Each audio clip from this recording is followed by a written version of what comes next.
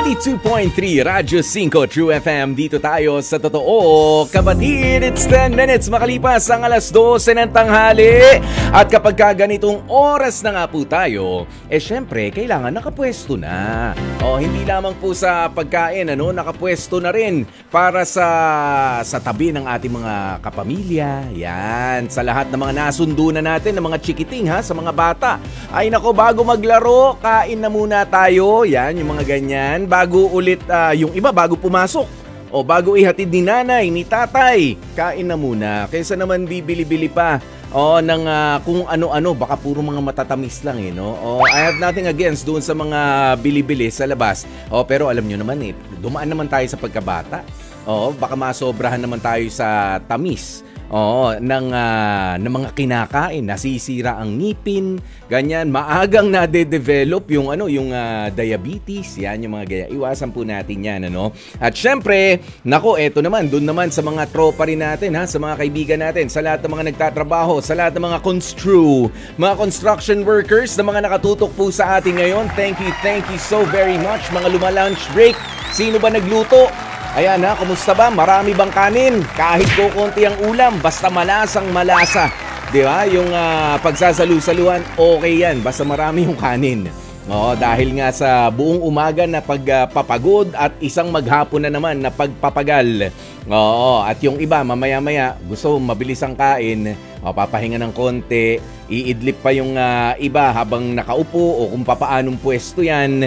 Tapos alauna, ting ting ting, sabi ni Foreman, gising, pumwesto na ulit. Pero yung iba nga po, maraming salamat at hindi na natutulog. Hindi natutulog dahil inaantabayanan din. Dahil baka makaswerte.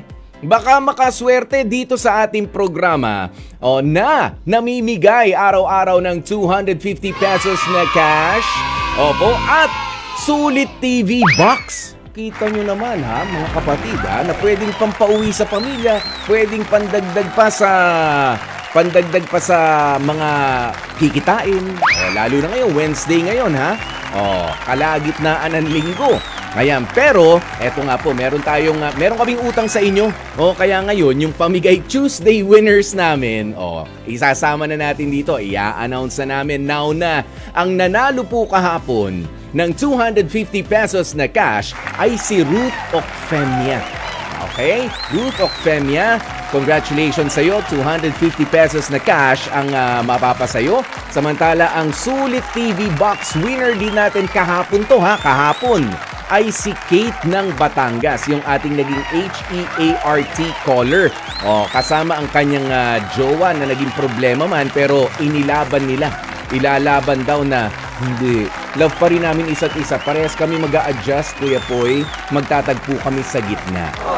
Kaya ngayon nga, Pamigay Wednesday po tayo. 3 250 pesos na cash ang pamimigay natin plus isang Sulit TV box.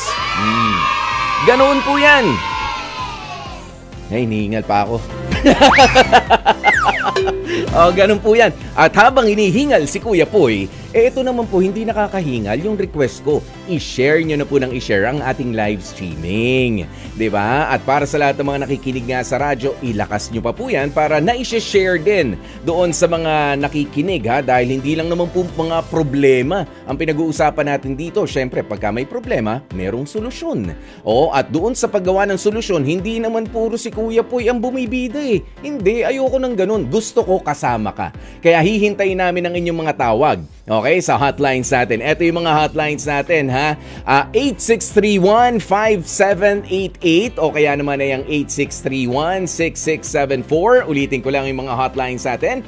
8631-5788 o 8631-6674. At bukod sa mga hotlines na yan, yung iba syempre, doon sa ating FB Live na nagko-comment ng inyong mga komento, ng inyong mga suggestions sa ating makakausap o sa story ang inyong maririnig, puntahan na lamang ang 92.3 True FM FB page. At ganun din, puntahan na rin ngayon, naka-live nga po tayo sa ating TikTok.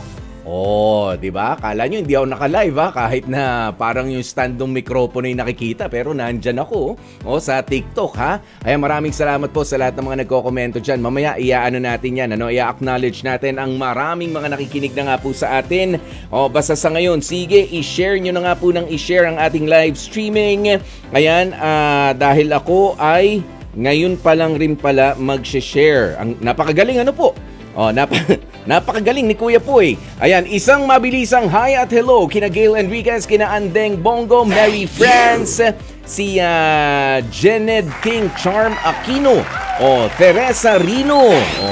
Maraming salamat. Ayan, sumagot na sila sa ating love question of the day. Ayan, pero hindi lamang po love question of the day ang pag-uusapan natin ngayon dahil merong matindi-tindi. Okay, merong matindi-tinding mapag-uusapan sa atin namang H2H Astig Confessions mamaya-maya lamang. Okay? Kaya simulan na nga po natin ang inaabangan ninyo na bahagi ng ating programa lalo na kapag nga Lunes, Miyerkules at Biyernes. Monday, Wednesday, and Friday. At eto na nga po ang ating H2H Astig Confessions. Halos 2 milyong pisong halaga ng kasal. Nasayang lang.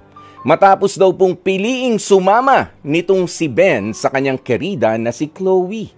Pero ang pinakamasaklap pa sa lahat dahil sa tindi ng stress na naramdaman nitong pakakasalan sana ni Ben na si Julia, yung ipinagbubuntis na ni Julia, nalaglag nang dahil sa stress na yan.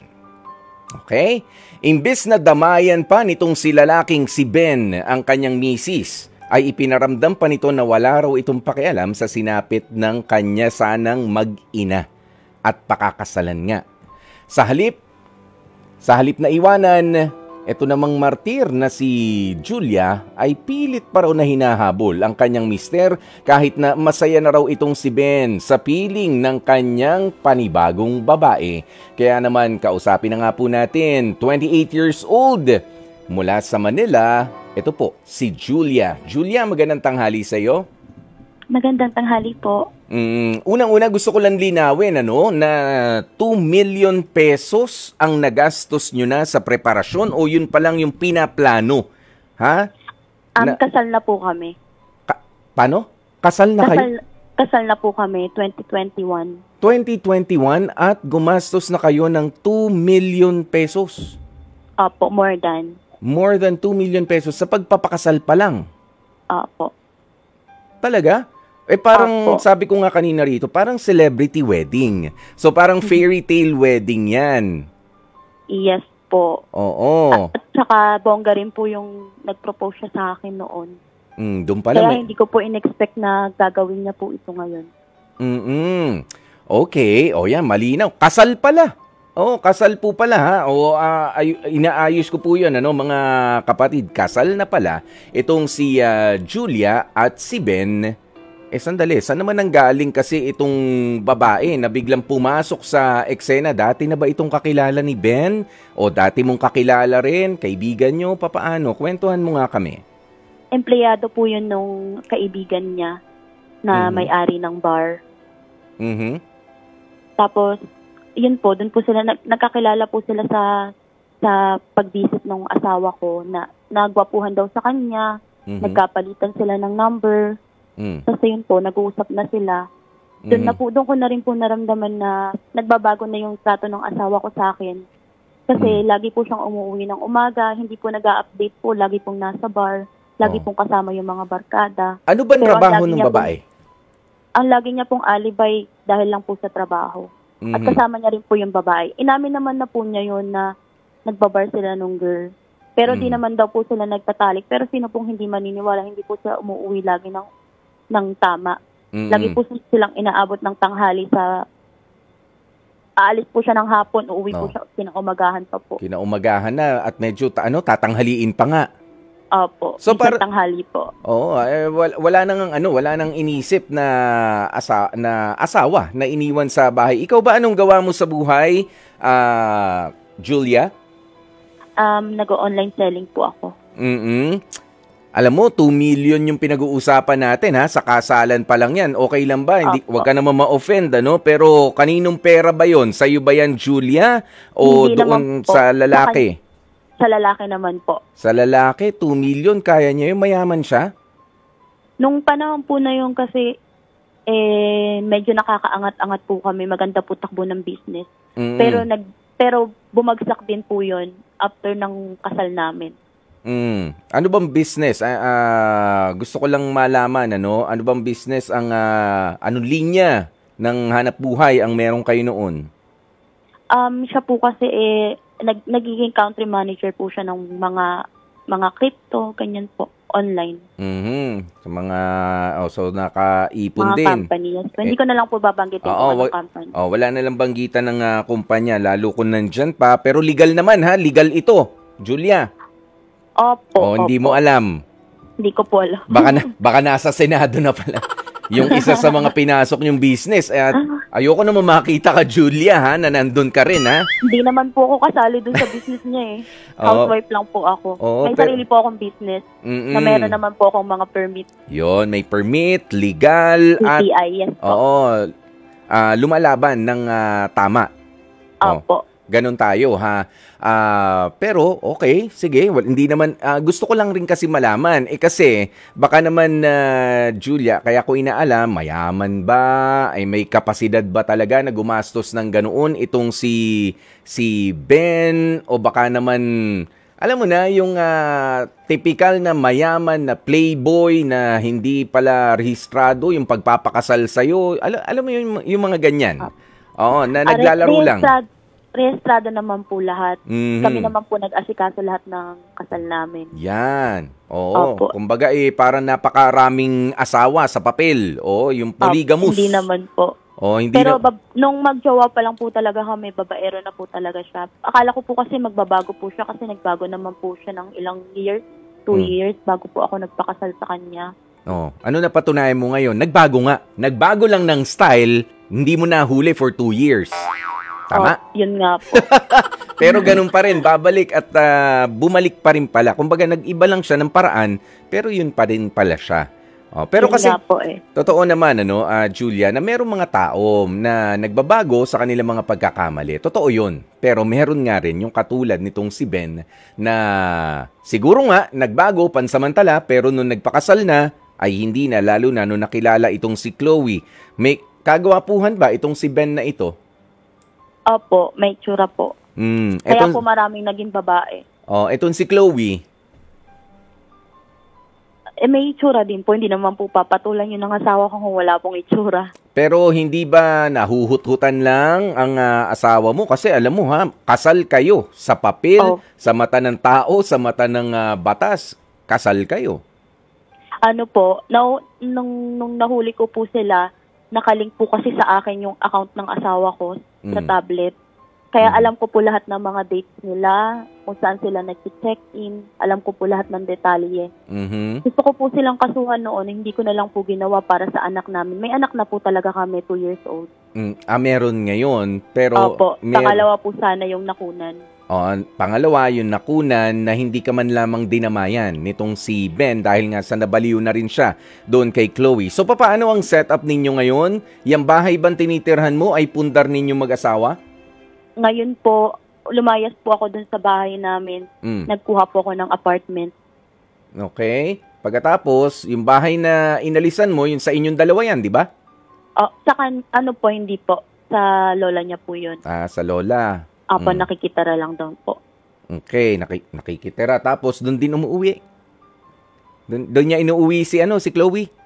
Hindi ko lang po alam kung ano na po yung pagsasama nila. Pero recently po, nung nakunan po ako, doon ko din po nalaman na kaya po ganun yung reaction niya na parang wala silang pakialam dahil magkasama po sila sa hotel. 5 days po silang naka-check-in dahil may event po sila. May event? Nakita ko po sa video, sa Facebook, na naglalampungan po sila, nakuhanan po sila ng video. Nasagip po sila ng video. Nahagip. Iba yung nasagip. Nahagip. Nasagip para sa mga nalunod. Ganyan. Pero kung mukhang nalulunod na nga sila at di makahinga sa sobrang paghahalikan, baka nga nasagip. Okay, nahagip ng camera. Nahagip po ng camera. Ayan. So, meron kang mga ebidensya na nakukuha ng dahil sa mga kalokohan nila? Marami po, pero hindi ko na po para pa kasuhan sila kasi gusto ko na lang po talagang makamove forward para rin po sa anak ko at makabayad po siya ng mga atraso niya po sa akin. So, ano yung gusto mo mangyari ngayon? Ano ba yung mga atraso nito sa yung si Ben? Kasi po nung nabaon po siya sa utang noon, pinahiram ko po sa kanya yung pagpundaran ko pong bahay para sa pamilya ko. Pinabenta ko po yun. Tapos ipinahiram ko po sa kanya last year. Magkano yun? Hindi ko naman, 1M po. Hindi ko naman po alam na gagawin niya po to sa akin ngayon. Ngayon po yun na lang po yung hinahabol ko na lang makuha ko. Sandali nililista ko, 2 million yung naging halaga nung kasal ninyo. 1 million yung ipinahiram mo kay Ben nitong, eto na lang yung gusto mo maibalik. So pera na lang, ganyan. Pagkatapos yan, wala nang pakialaman. Papayag ka ba sa ganun? Gusto ko na lang po maka-move forward para sa anak ko makapagsimula po ako ng negosyo kong sarili. Pero kasi, alam mo, kasi kung hindi mo... Bulag na po kasi talaga siya dun sa kabit niya po eh. Na kahit umiyak pa po ako, lumuha pa ako ng dugo sa harapan nila, wala silang pakialam. Nung nakunan nga po ako, binilog-bilog pa nila yung ulo ko po nun. Kaya po ako nag-breakdown nung time na yun kasi sinabi nila na tinigil na po nila. Tapos makikita ko yung video na nag-sit po nila tapos naglalampungan. Dalawa po sila, sinat po ako, inausap po ko nung kabit na sabihan ko daw yung asawa ko, tigilan na siya. Tapos sinabihan ako ng asawa ko na pinigilan na daw niya yung babae. Tapos nung kinaumagahan po na yun po yung nalaman ko na po na binibilog lang pala nila yung ulo. Yun po, kaya hindi ko na rin po talaga kinaya. Paano mong, hello, Julia? Okay. Yes po. Ganito, no? Nakikipag-usap sa'yo si Chloe o nag-chat lang? Opo, nung mga panahon na yun? Nakipag-usap, humarap naman sa'yo? September 5 po yun. Sa chat lang po. This year? Opo. Neto yun lang? Pala po. Neto lang ba? Recently lang po ako nakunan. September 5 lang din po ako nakunan. Kumusta ka ngayon pala? Fresh pa rin po lahat ngayon. Sinong umaalalay sa'yo ngayon, Julia, bago tayo magpatuloy? Meron kang kasama dyan sa bahay? Ngayon po, umalis, kasama ko po yung pinsan ko, pero umalik po ako ngayon dito sa apartment. Iniwan ko lang po doon yung anak ko. Pero, ibig sabihin ko, last week ka lang na-discharge, tama? Opo, last week lang po. At alam ko na ang pakiramdam ng mga nakunan ay para ding nanganak. Okay? Opo, sobrang. Opo. Aside from the physical pain na nararamdaman sa mga kapatid po natin nakikinig, aside from the physical pain na naramdaman ng mga nakunan, na katulad nga nitong si Julia, syempre meron pong psychological, emotional damage pa yan para sa kanila. Kaya naman, akala ko mga ilang buwan na rin itong pinag-uusapan natin, Julia. Ikaw ba, wala ka ng bleeding ngayon? Meron pa rin po. Yun nga, baka naman, kaya tinatanong ko kung may alalay ka ngayon dyan. Oo, kaya kalma lang, pag-usapan lamang natin ito. Baka kasi nabibigla ka lang doon sa gusto mong desisyon na gusto mo na lang mabawi yung 1 million kamo na pinag-ipunan mo at naipahiram doon sa asawa mo. Pero nagbabayad naman po siya monthly po. Magkano? Dati po 30,000 a month. Ngayon po nilakihan niya po, ginawa niya 50,000 kasi galit na po ako sa kanila. Sinabi ko po na ipapakulong ko sila pag dinila yun inasikaso. Ganito kasi, no, Julia, may papayo ko sa'yo. Okay, ang astig payo ni Kuya Poy na maibibigay sa inyo, lalo na sa'yo, is don't make decisions when you're that mad. Okay? Kapag ka ganyan nagalit ka, hindi mo sigurado yung emosyon mo, naaawa ka ba sa sarili mo? Kasi isa yan sa mga nararamdaman mo, tama? Naawa ka sa sarili mo, doon sa anak ninyo na 2 years old, gusto mo na makarecover kayo, gusto mo nang kalimutan itong bangungot na ipinasok ni Ben sa pamilya ninyo, Sana. 'Di ba? Gusto mo na lang tumalikod eh. Pero kasi Opo. in the long run, Julia, sa totoo lang, pati ikaw mahihirapan kung palalampasin mo itong pagkakataong ito. Unang-una, i-explain ko sa'yo, no, na kapag ka hindi mo inayos o hindi kayo dumaan doon sa kung gustuhin ninyo, mapagkasundoan ninyo mag-asawa na talagang hindi na kayo mapagkakasundo, pupunta kayo doon sa annulment procedure. Diba? Nag-file na po siya nun. Ayun, kung nag-file na siya noon ng annulment na iyan, habang hindi pa napapawalang bisa yung kasal ninyo, ay hindi ka rin pwede pa dapat na makipagrelasyon sa iba. At ganun din naman siya. Okay? May mga safeguard yung batas natin na baka ang gusto mo lang singilin sa kanya yung 1 million na ipinahiram mo. Well, in fact, kung anuman yung inyong mga naipundar bilang mag-asawa noon, ay meron ka ring claim doon. Ha? Kumbaga, para sa akin, kumalma ka muna, huwag mong madaliin yung proseso. Mas maganda kasi yung kalmado yung utak natin. Okay? Bago tayo nagdidesisyon, dahil hindi naman sa sinasabi kong i-demanda mo na, i-ano mo na. Hindi sa ganun, ha? Sa ngayon, ang importante is your mental health at kung papaano ka magiging ina dyan sa panganay ninyo. Okay? Opo. Ha, ganyan, Julia, kaya kalma ka lang. Pero ito, meron tayong isang kapatid na makakausap dito, si Bernadette ng Navotas. Meron siyang astig advice para sa iyo o astig comment sa kwentong ibinabahagi mo sa amin. Okay lang ba sa iyo na pakinggan natin? Okay po. Oh, sige, mula rin sa isang babae. Bernadette ng Navotas, magandang tanghali sa iyo. Hello po, magandang tanghali po. Ano ba ang astig advice o astig comment mo dito sa kwentong ginulantang tayo ni Julia ngayon? Yung ano po, yung may advice ko lang po sa kanya is, kung ganun po ginawa ng asawa niya, tapos hindi niya na mapipilit na ayusin po yung ano nila, yung pagsasama nila, is ituloy niya yung ano, yung kaso, kasuhan niya po yung ano. Yung dalawa. Total, matapang naman po yata yung kabit. Oo nga. Matapang din, ano? Opo. Tsaka maraming para madala. Marami kang ebidensya. May ebidensya ka ba nun, Julia? Meron po, picture po nila na magka-holding hand. Pictures, Yun. conversation. Di ba? Pati po yung mga check-in details po na booking. Tignan mo, mga check-in details. Hindi pa kayo annulled, hindi pa napapawalang bisa yung kasal ninyo. Opo. So, adultery yan. Sinugod ko pa po yun dati sa hotel. August 1 po yun. Iba pa po yung check-in nila ngayong September 5 to 9. At buntis ka na nun, August 1. Opo. Ayan. Alam po niya yun. Ayan, concubinage and adultery. Ayan, sa kanilang dalawa ang pwede, no? Ayan, depende kung sino yung babae, sino yung lalaki. Ayan, maraming salamat sa iyo, Bernadette, ano? Narinig mo naman yung astig advice na yon, di ba? Laban. Sabi naman ni Julia. Laban lang. Sabi naman ni Julia, sabi pala ni Kaizel. Sa'yo, Julia, makinig ka, ha? Ang hashtag astig advice ko sa'yo, Julia, love yourself na muna. Huwag kang papatalo sa emosyon mo. Hindi mo kailangan ng asawang stress lang ang dulot sa'yo. Magpakatatag ka para sa sarili mo, lalo't higit sa anak mo. Ayan. Hugs. Ayan, love and hugs para sa iyo, ano? Ayan, ibig sabihin wag kang patatalo na gusto ko na matapos lahat ng to kasi ganyan tayo 'di ba?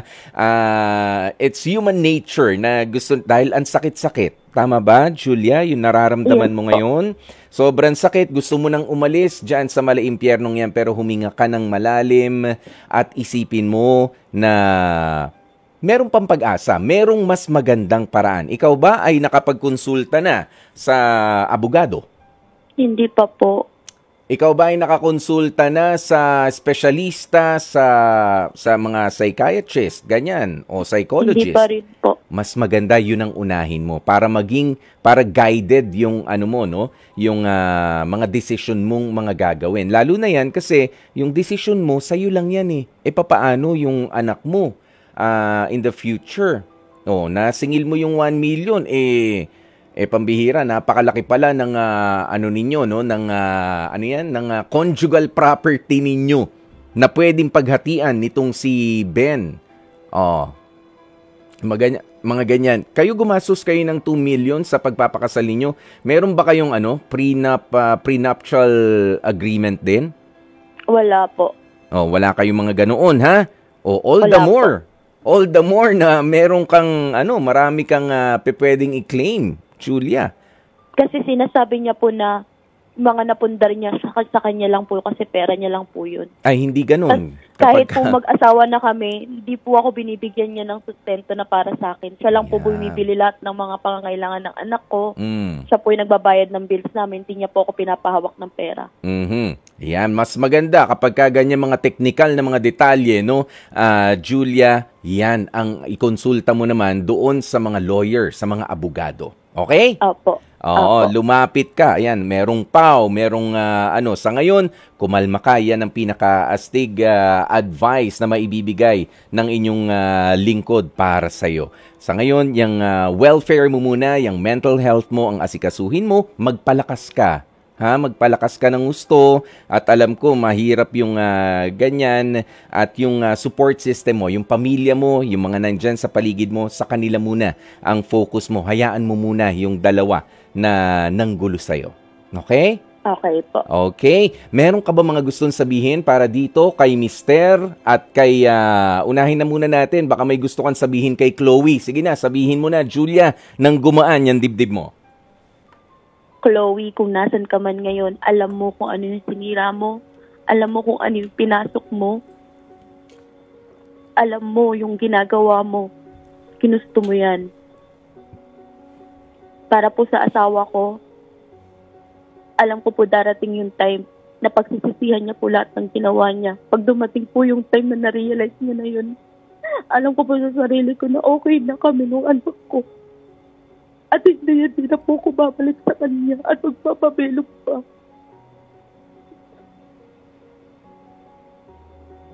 Yun lang po. Julia, maraming salamat sa iyo sa lakas ng loob na ipinaramdam mo sa amin at naniniwala ako na ikaw ay malakas ang loob at huwag kalilimutan ang manalangin at laging magtiwala sa mas magandang kinabukasan para sa inyo ng anak mo na kasama mo ngayon. Huwag ka mawawalan ng pag-asa, Chloe, ha? Okay po. Julia pala, Julia. Parang inasar pa kita nung bandang huliin, no? Ayan, Julia, sorry. Okay, Julia, ha? Lalakasan ng loob palagi. Okay, Julia. Maraming salamat sa iyo, no? Ayan, at dyan na nga po natin tatapusin ang pakikipag-usap kay Julia, pero hindi pa tapos ang ating pagbibigay din naman at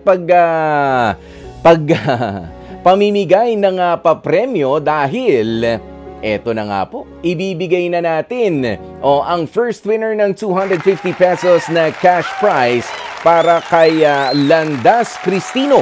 Ayan, si Cristino Landas, ikaw ay meron 250 pesos na cash. At ang ating nakausap kanina, ang nagbigay ng astig advice niya via phone call mula sa Navota, si Bernadette. Maraming salamat po sa inyo. Aminado akong isa ako sa mga lihim ninyong tagapakinig sa programang Heart to Heart ng 92.3 True FM. Sa totoo lang, Kuya Poy, bago ako makapagdesisyon na sumulat sa inyong radio program, ay hinihila na ako paatras ng aking kaba. Hindi ko kasi alam kung tama ba ang nararamdaman ko sa mga oras na to. I feel neglected kasi and not valued ng aking current partner na si Joshua. Paano ko nasabi yan? Kasi sa kanya na mismo nanggaling, na sa tuwing kasama niya ako ay lagi na lang daw siyang nahahassle at para raw bang ang bigat ng aking aura. Which I really don't understand kung bakit niya sa akin isinisisi yun, Kuya Poy. Kung tutuusin naman kasi may mga pagkakataon na hindi naaayon sa atin ang mga bagay-bagay. Para bang wala akong nagawang tama sa paningin ng boyfriend kong si Joshua. Ewan ko ba, pero sa tingin ko, ibinababa ko na nga rin ang sarili ko para sa kanya. Yung tipong ako na ang umaamo kay Joshua para manatili na lamang siya sa aming relasyon. Para ba niloloko ko na lang ang sarili ko dahil sinasabi at ipinararamdam niya sa akin na tinitiis niya na lang na magstay sa aming relationship. Gusto ko lang naman malaman at gusto ko lang naman na maging better ang relasyon namin sa mga ginagawa ko. Pero kasi parang wala naman nangyayari at hindi ko nakikitang nagbubunga ang mga pagsasakripisyo ko sa aming relasyon, Kuya Poy. May mga pagkakataon na feeling ko ay hindi ako okay. Pakiramdam ko ay ang pangit ko. Dahilan upang mas lalong bumaba na ang self-confidence ko. Hindi ko kayang tapusin basta-basta na lamang ang relasyon na meron kami ni Joshua. Mahal na mahal ko po siya. At umaasa nga po ako na baka sakaling matulungan ninyo ako sa pinagdaraanan naming problema ngayon. Wala mga assurance na mapili ang aking storya sa inyong programa ay umaasa pa rin ako na mabigyang linaw ang pinagdaraanan kong suliranin ngayon. Maraming salamat. Lubos na gumagalang, Ella. Dear Kuya Poy, Ella, at sa mga katulad ni Ella na nakikinig po ngayon, alam nyo, sa pag-ibig, kailangan talaga matapang ka. Hindi pwedeng maganda ka, mayaman ka, gwapo ka, may tinapos ka. Hindi kailangan ng ganun. Kailangan, pagpapasok sa pag-ibig, kailangan matapang ka. At totoo po yan. Pero, hindi lahat ng tapang ay nangangahulugan na ilaban yung pagmamahal. Sa nangyayari sa'yo, Ella, na tila iniwanan ka na kahit kayo pa at pinabayaan ka na nga kahit kayo pa, gamitin mo yung tapang na yan na tumindig mag-isa dahil kailangan mo nang bumitaw sa kanya. Gamitin mo yung tapang na yan para magpaalam na. You deserve someone better. Ganoon yun. At dyan na nga po natin tatapusin ang ating Dear Kuya Poy. Samantala, eto na nga po, mga kapatid, i-announce na natin ang ating mga winners para sa ating Love Question of the Day. Uy, alam nyo, maraming salamat sa lahat na maraming mga sumagot. Diba? May mga conversation tayo sa ating comment section. Thank you so very much. Kaya naman, eto na nga po, ang ating bibigyan ng Pamigay Wednesday cash prize muna. Yung 250 pesos na cash prize, si Teresa Rino. Thank you! Samantala, ang Sulit TV box winner natin ay si Ann Soberano Gardose. Congratulations to you, kapatid. Wala na akong oras para mabasa pa yung mga comment ninyo, pero all the more reason para basa-basahin po ninyo. Bisitahin nyo po ulit itong ating live stream na ito, lalo na mamaya-maya, para basahin yung komento pa ng iba nating mga kapatid na nagpadala ng kanilang mga kasagutan sa ating Love Question of the Day. Thank you so very much. Bukas po ulit, magkarinigan tayo, same time, same frequency, alas 12 ng tanghali. Ako po si Kuya Poy, ang inyong gwapopoy, para dito sa ating programang H2H, Heart to Heart sa 92.3 Radyo 5 True FM. Dito tayo sa totoo.